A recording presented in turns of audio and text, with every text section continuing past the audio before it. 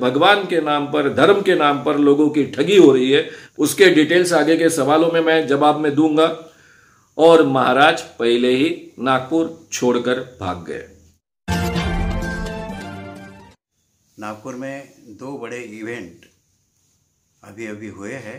एक था 108वां Indian science Congress और दूसरा था धीरेन्द्र महाराज इनका दरबार।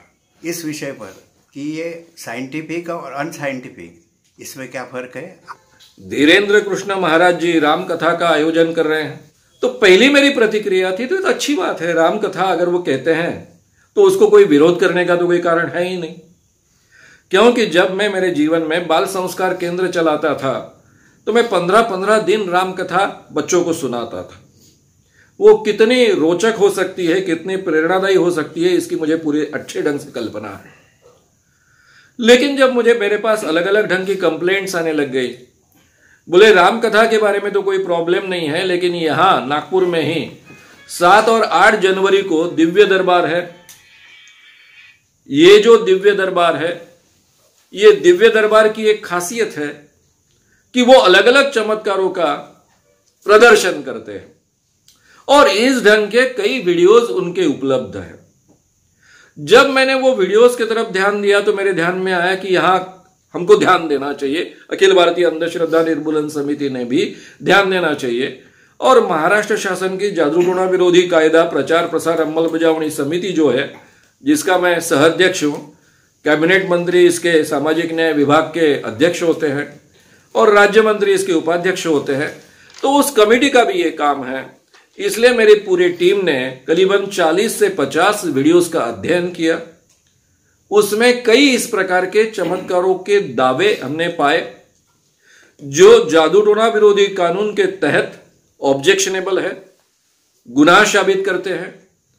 साथ ही drugs and magic remedies act 1954 इसके तहत भी साबित करते हैं।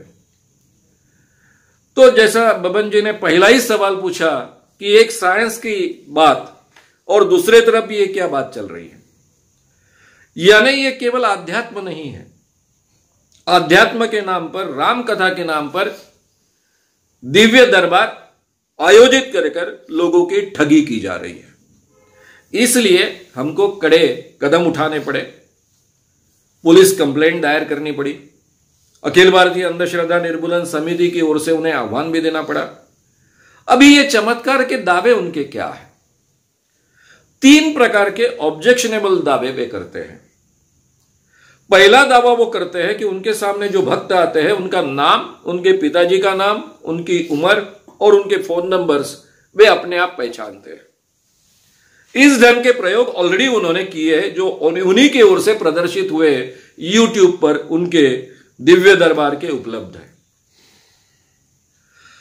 दूसरा उनका दावा है कि वे अपने भक्त के घर में कौन से रूम में, कौन से अलमारी में क्या चीज रखी है वो भी पहचानते हैं। इसको इंग्लिश में क्लेरोवायंस कहते हैं। कई बाबा लोग दावा करते हैं कि वो सूक्ष्म देह से कहीं भी जा सकते हैं और देख कर आ सकते हैं। आम भाषा में हम उनको दिव्य दृष्टि कहते हैं या फिर अंतर्ज्ञान कहते हैं। अपने आप भक्तों की जानकारी प्राप्त होना, इसको इंट्यूशन भी कहा जाता है, अंतर्ज्ञान भी कहा जाता है, दिव्य ज्ञान भी कहा जाता है। ये दोनों चीजें आज तक साबित नहीं हुई है। मैं खुद उस क्षेत्र में गए 40 सालों से हम सभी लोग काम कर रहे हैं और हमने आज तक पाया कि ये सभी दावे झूठे होते हैं। दुनिया में आज तक इस ढंग की दिव्य शक्ति, इस ढंग का अंतर्ज्ञान, इस ढंग का क्लेरोवायंस सिद्ध नहीं हो पाया। और ये बाबा सरेआम उसके प्रयोग प्रदर्शित करता है, लोगों से पैसे प्राप्त करता है। और इतना ही नहीं, तो ये चमत्कार है ऐसा छाती ठोक कर कहता है, और जिन लोगों का इन पर विश्वास नहीं उनको आह्वान है ऐसी बातें करता है। और इसलिए ये चमत्कार सिद्ध करने का आह्वान उनको देना ये हमारा कर्तव्य था। अखिल भारतीय अंधश्रद्धा निर्मूलन समिति की ओर से उनको हमने चैलेंज किया, जो हमारा गए 40 सालों से हम चैलेंज देते आए हैं। अभी वो 30 लाख रुपए का प्राइज है उसके लिए रखा हुआ, कि हम बाबा को 10 लोग देंगे। ये 10 लोगों के वो नाम बताए, उनके पिताजी का नाम बताए, उनकी उम्र बताए, उनका टेलीफोन नंबर बताए, और जहां पत्रकारों के सामने एक पंच कमेटी के सामने, जो पंच कमेटी तटस्थ होगी, ना हमारे होंगे ना उनके होंगे, लेकिन नागपुर के बहुत ही प्रतिष्ठित और गणमान्य लोग होंगे, उनके सामने ये चुनौती का आयोजन होगा और उसी के पास में जो कुछ रूम होगी उस बंद रूम में हम 10 चीजें रखेंगे।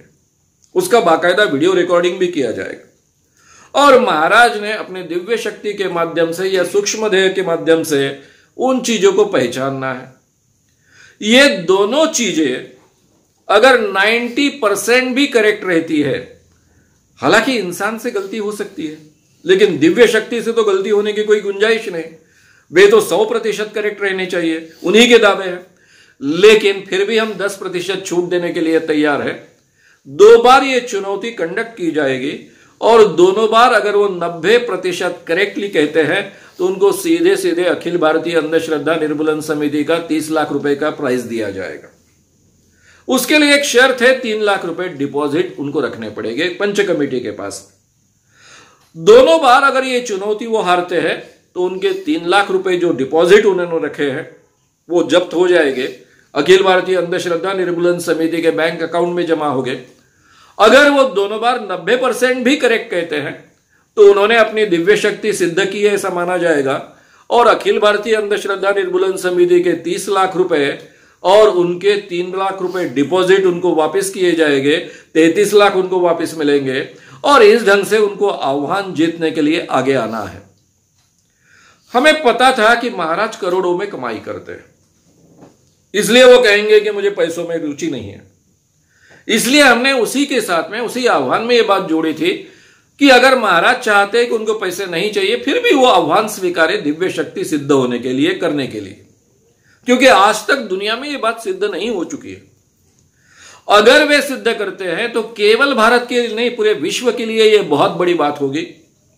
और एक 26 साल की उम्र होने वाला एक व्यक्ति इतनी बड़ी दिव्य शक्ति जो पूरे दुनिया में किसी के पास नहीं है, उनके पास है, ये सिद्ध होगा तो उसमें भारत का भी बड़ा नाम होगा। इसलिए उन्होंने चुनौती स्वीकारने के लिए आगे आए।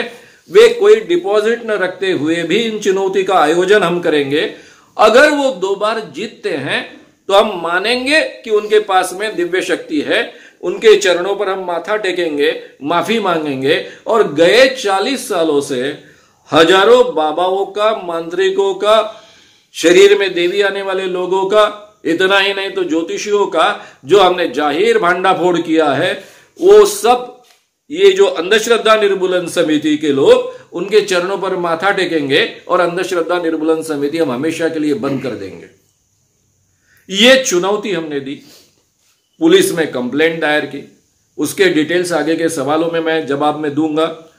और महाराज पहले ही नागपुर छोड़कर भाग गए। एक तरफ इंडियन साइंस कांग्रेस, जिसमें हमारे प्रधानमंत्री मोदी जी कहते हैं कि हमारे यहां बच्चों की सोच ये वैज्ञानिक सोच होनी चाहिए, तो ही बड़े बड़े साइंटिस्ट उसमें से पैदा होंगे। महाराष्ट्र के मुख्यमंत्री एकनाथ शिंदे कहते हैं कि हमारे प्रधानमंत्री मोदी जी साइंटिफिक टेम्पर को बहुत महत्व देते हैं, उनका ये प्रिय विषय है और इसलिए हमने साइंटिफिक टेम्पर को ध्यान में रखकर सब काम करना चाहिए।